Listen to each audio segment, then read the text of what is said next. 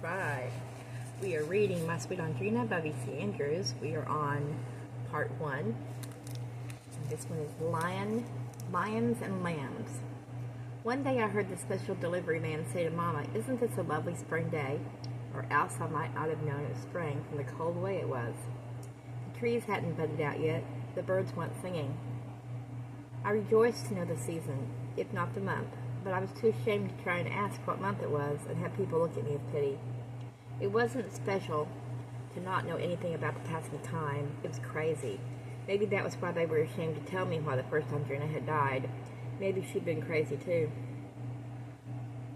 During his scorn, I ran after the delivery man and asked my silly question. "Why, it's the month of March, girl. Comes in like a lion, and soon it will go out like a lamb." It was cold, the wind was wild, and that I could easily associate with a lion. The next day I woke up, and the sun was out. Squirrels and rabbits were gambling on our lawn, and all was right with the world, according to Papa and according to Mama. Dinner ended the next night with Papa bellowing at Vera, "Get out of the kitchen. I've been hearing tales about you getting caught cutting out dirty pictures in the drugstore. Any girl who's stealing like that has already proved there's fire beneath the smoke." "I didn't do anything, Papa," Vera sobbed. Later in my room, she hurled at me, "God cursed me with fragile bones and you with a fragile brain. But between the two, I got the best deal." But then she was crying, "Papa doesn't love me like he loves you. I hate you, Audrina. I really hate you." I was baffled. I was Papa's child. Naturally, he loved me best. I tried to tell her this. "Oh, you," she screamed. "What did you know about anything? You're spoiled and pampered and babied like you're too good for the world. But in the end, it'll be me who comes out on top. You just wait and see." Decided on a course of action, I went to Papa, who seemed terribly excited about something. He paced the floor of the Roman Revival salon, glancing from time to time at his wristwatch. But he wouldn't let me look when I tried to. "What do you want, Audrina?" he asked impatiently. "I want to talk about Vera, Papa." "I don't want to talk about Vera, Audrina." I drew back. "Even if she's not your daughter, you shouldn't be so mean to her." "What's she been telling you?" he asked suspiciously. "Has she been trying to explain why you have that dream?" My eyes widened. I'd never told Vera about my worst nightmare. He was the only one who knew about my troubled dreams. I was sure he didn't want Mama to worry about them too. And that dream was my curse and my shame. Never would I tell Vera. My head moved from side to side as I kept backing away. "Why are you acting afraid of your own father? Has that girl been filling your head with foul tales?" "No, Papa." "Don't lie to me, girl. I can tell when you lie. Your eyes betray you." The mean, uncaring mood he was in made me turn and run. I bumped into things like armed coat brackets and umbrella stands, and finally fell into a corner where I stayed just to catch my breath. That's when I heard my aunt coming down the hall with my father at her side. "I don't care what you say, Ellie. I'm doing the best I can to cure her. I'm also doing the best I can for Vera, and that's not easy. God, why didn't you give birth to a child like Audrina?" "That's exactly what this house needs, another Audrina." "You listen to me, Ellie, and you listen well. You keep Vera away from my daughter. You keep reminding Vera each day of her life to keep her mouth shut, or I'll have the skin from her back and the hair ripped from her scalp. If ever I find out Vera was somehow connected, she wasn't. Of course she wasn't." Their voices faded away. I was left in the shadows, feeling sick and trying to figure out what all that meant. Vera had the secret of why I couldn't remember like everyone else. I had to get Vera to tell me. But Vera hated me. She'd never tell me anything. Somehow I had to make Vera stop hating me. Somehow I had to make her like me. Then maybe she'd tell me the secret of myself. The next morning at breakfast, Mama was smiling and cheerful. "Guess what?" she said. "We're going to have neighbors. Your father rented that small cottage where Mr. Willis used to live before he died." That name rang familiar, Bill. Had I known him, Mr. Willis? "They're moving in today," Mama went on. "If we weren't expecting your Aunt Mercy Marie, we could stroll through the woods and welcome them. June is such a lovely month." I stared at her open mouth. "Mama, the delivery man said yesterday it was March." "No, darling, it's June. The last delivery man to come here came months ago," she sighed. "I wish I had the department store delivery every day. Then I'd have something to look forward to besides Damien's return home." All the joy I should have felt at the prospect of neighbors was spoiled by my disjointed memory. Vera limped into the kitchen then, throwing me a mean look before she fell into a chair and asked for bacon, eggs, pancakes, and donuts. "Did I hear you say we were going to have neighbors, Mama?" Mama? Why was she calling my mother that? I shot my own mean glare at her way. I tried not to let Mama see. She looked tired, rather distraught, as she began to make goose liver pate for the party.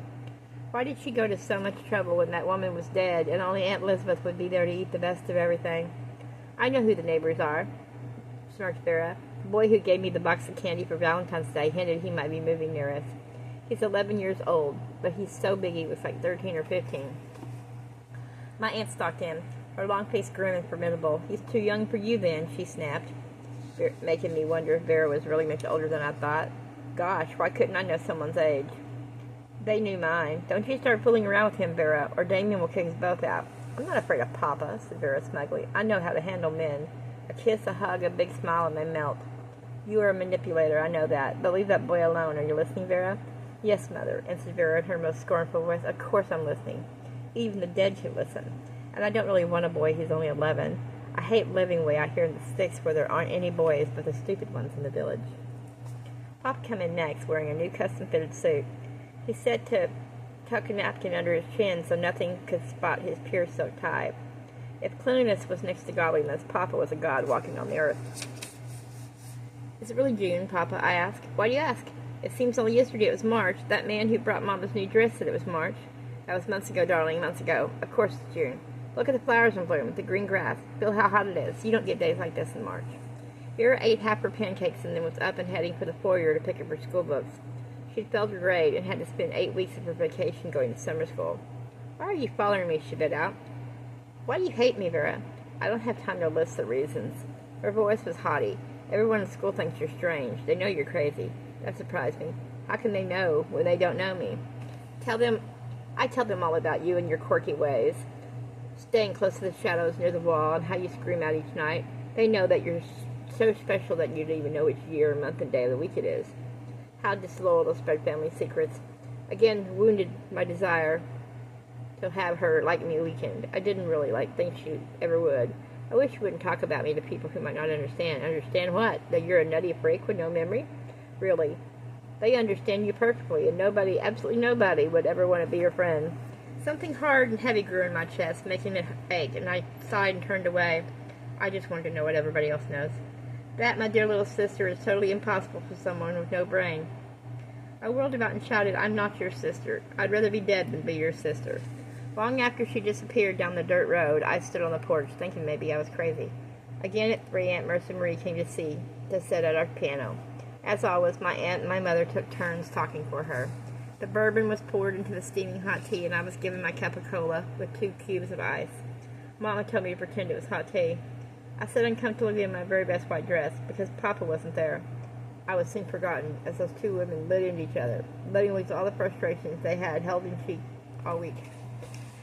Elizabeth shrieked Mama after some insults about the house she loved. The trouble with you is, you're so damn jealous our father loved me better. You sit there and say ugly things about this house because you wish to God it belonged to you. Just as you cry your heart out each night sleeping alone in your bed or laying there restless and awake, jealous, again because I always got what you wanted, when you could have had what I have if you kept your damn big mouth shut. And you certainly know when to open your big mouth was set up, barked my aunt. All your life wandering through this mausoleum and gushing about its beauty. Of course our father left this house to you and not to me. You made me want to vomit, you were so sweet.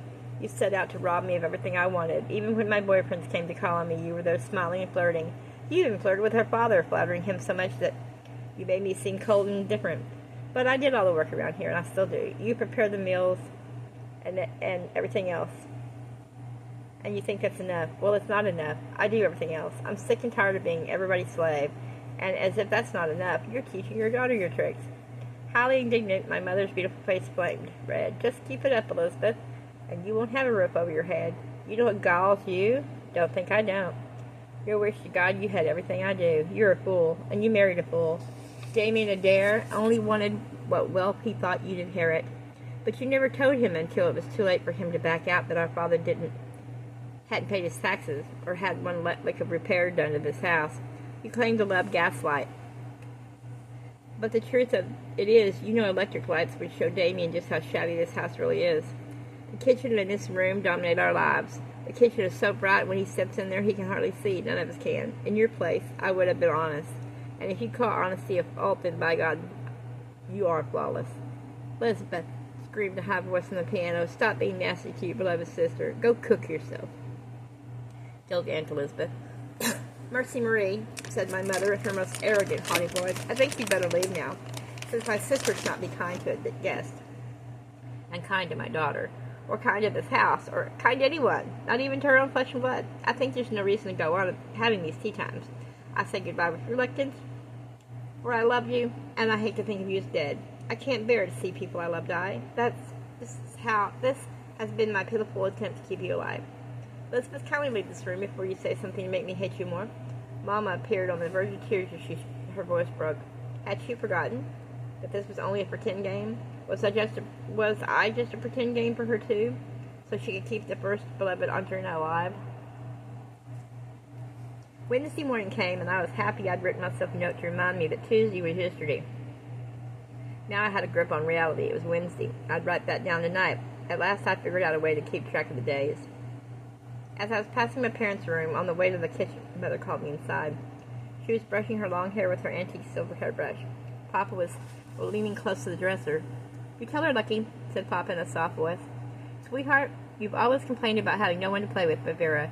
But someone new is coming to take away your loneliness. Come November or early December, you're going to have what you wanted for so long. School? They're going to send me to school? Darling, haven't you told us many times you'd love a brother or sister? Well, you're going to have one. Or the other." I didn't know what to say. Visions of happy school days vanished. Will-o'-the-wisp dreams never come true for me. Never. Then as I stood trembling in the circle of her arms and Papa came to slowly stroke my hair, I felt a surge of unexpected happiness. A baby. A little brother or sister would surely set me free from all their demanding attention. Then maybe they'd want me out of the house and in school, learning how to do things. There had to be hope. Mama gave Papa a long, distressed look full of unspoken meaning. "Damien, surely this time we'll have a boy, won't we?" Why did she put it like that? Didn't she like girls? "Keep calm, Lucky. The odds are with us. This time we'll have a boy. We've already had one beautiful and special daughter, so God owes us a son." Yes, God did owe him a son after taking the first and best Audrina and replacing her with only me. On my knees that night beside my bed, I put my palms together under my chin, closed my eyes, and prayed. "Lord above, even if my parents do want a boy, I really won't mind if you send him a girl. Just don't let her have violet eyes and camelin hair like mine. Don't make her special. It's so awfully lonesome being special. I wish you'd made me only ordinary and given me a better memory. If the first and best Audrina is up there with you, don't use her to model from, or Vera either. Make this baby wonderful, but not so special they won't even go to school. And Lord God, hurry up and let those neighbors move in. I need a friend even if that boy does like Vera." I kept a daily journal now to aid my faulty memory. That Thursday, my aunt and my cousin were told the news I'd known for a full day. It made me feel special for my parents to confide something so important to me first. "Yes, Ellie, Lucky is pregnant again. Isn't that wonderful news? Of course, since we already have the daughter we asked for, we're now going to demand a son." My aunt threw my mother a startled look. "Oh my God, some people never learn." Vera's pastry parlor sickened me. Panic seemed to fade her dark eyes. "I'm leaving to visit a friend. I won't be home until dark."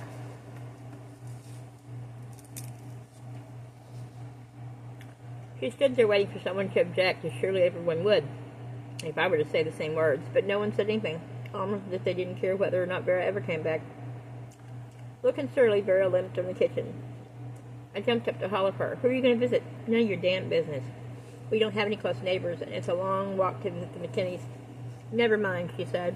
"You just go back inside and hear about the new baby, and I'll visit my friend, who could never stand you." I watched her limp off down the road, wondering where she would go. Maybe she wasn't going anywhere, but only looking for some place to cry alone. Back in the kitchen, Papa was still talking. They moved some of their things into the cottage last week, but they only started staying there yesterday. I haven't left them myself, but the realtor says they've lived in the village for several years and always paid the rent on time. And just think, Lucky, now you'll have a live woman to invite to your teas. And we can say goodbye to Mercy Marie. Though no doubt you two enjoy imitating her cruel wit very much. I want you to quit that game. It's not healthy for Audrina to witness something so bizarre. Besides, for all you know, Mercy Marie may be the fat wife of some African chef, and not dead at all.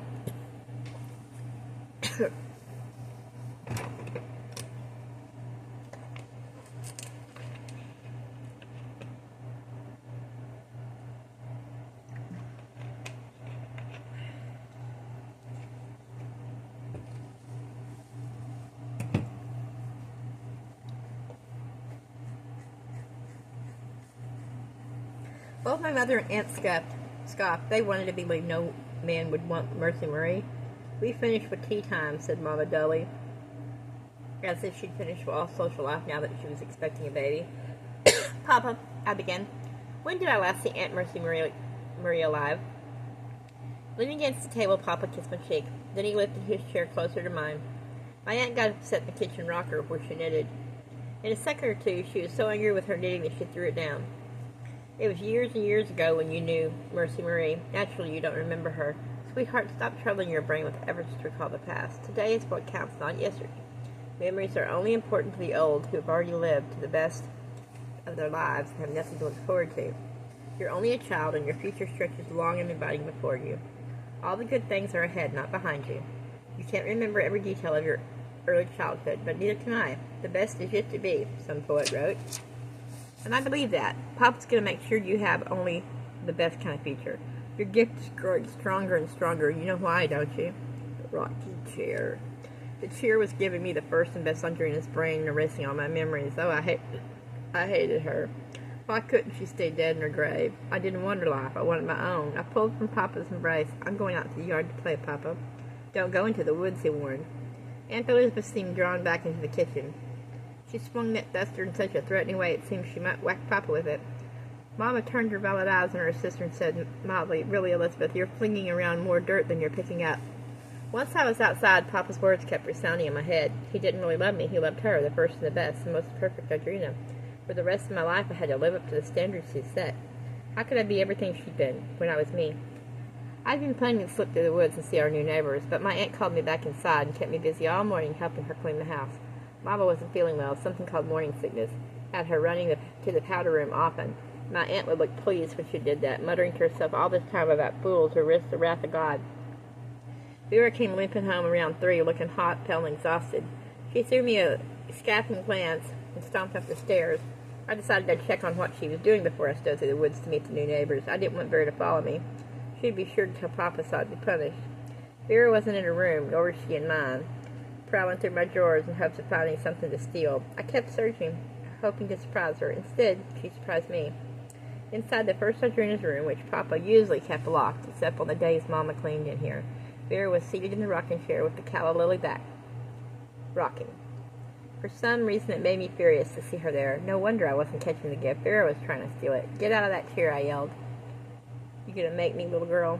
Yes, I stormed bravely, straight into the dreaded room and ready to defend my right to sit in the chair. Before I could do a thing, Vera was out of the chair. Now you hear this, Audrina, number 2. In the long run, it's going to be me who takes the first Audrina's place. You don't have what she had, and you never will. Papa's trying and trying to make you over into what she was, but he's failing, and he's beginning to realize that. That's why he told me to start using this rocking chair, because now he wants me to have the first Audrina's gifts. I didn't believe her, yet something frail within me cracked in pain. Your mother doesn't love you nearly as much as she loved the first Audrina either. She fakes love for you, Audrina. Fakes it. Both your parents would love to see you dead if they could get back the girl they really loved. Stop saying things like that. I'll never stop saying what needs to be said. Leave me alone. Leave this room alone. You are a fake, Vera, the worst kind of fake. Then, taking a wild swing, I tried to hit her. She chose to stand at that moment, and if she hadn't timed it so well, my fist would have missed her. As it was, it caught her smack on the jaw. She fell back on the rocking chair, which tipped over. Surely that fall didn't do as much damage as a loud howl of pain indicated. Aunt Elizabeth came on the run. What have you done to my daughter? She yelled, trying to help Vera stand. Once she had Vera on her feet, she dashed back to me and slapped my face. Quickly, I dodged her second blow. I heard Vera screaming, Mother, help me, I can't breathe. Of course you can breathe, snapped my aunt impatiently, but a trip to the emergency room proved Vera had 4 broken ribs. The ambulance men gave Mama and my aunt funny looks as they suspected Vera couldn't possibly always be hurting herself. Then they looked at me and weakly smiled. I was sent to bed without an evening meal.